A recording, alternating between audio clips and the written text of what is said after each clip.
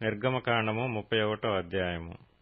మరియు యెహోవా మోషేతో ఇట్లనెను, చూడుము, నేను యూదా గోత్రములో హూరు మనుమడును ఊరు కుమారుడునైన బెసలేలు అను పేరు గల వానిని పిలిచితిని. విచిత్రమైన పనులను కల్పించుటకును, బంగారుతోనూ వెండితోనూ ఇత్తడితోనూ పనిచేయుటకును, పొదుగుటకై రత్నములను సానబెట్టుటకును, కర్రను కోసి చెక్కుటకును, సమస్త విధములైన పనులను చేయుటకును, జ్ఞాన విద్యా వివేకములను సమస్తమైన పనుల నేర్పును వానికి కలుగునట్లు వానిని దేవుని ఆత్మపూర్ణునిగా చేసియున్నాను. మరియు నేను దాను గోత్రములోని అహీసాముకు కుమారుడైన అహోలీయాబును అతనికి తోడు చేసితిని. నేను నీకు ఆజ్ఞాపించినవన్నీయు చేయునట్లు జ్ఞాన హృదయులందరి హృదయములలో జ్ఞానమును ఉంచియున్నాను.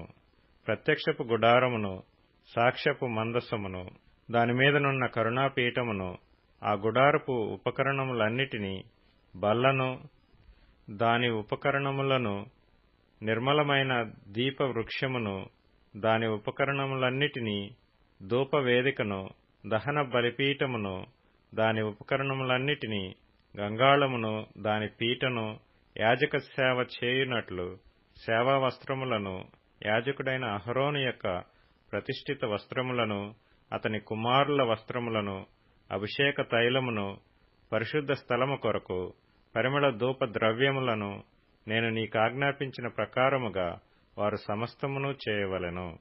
మరియు యెహోవా మోషేతో ఇట్లనెను, నీవు ఇశ్రాయేలీయులతో నిజముగా మీరు నేను నియమించిన విశ్రాంతి దినములను ఆచరింపవలెను.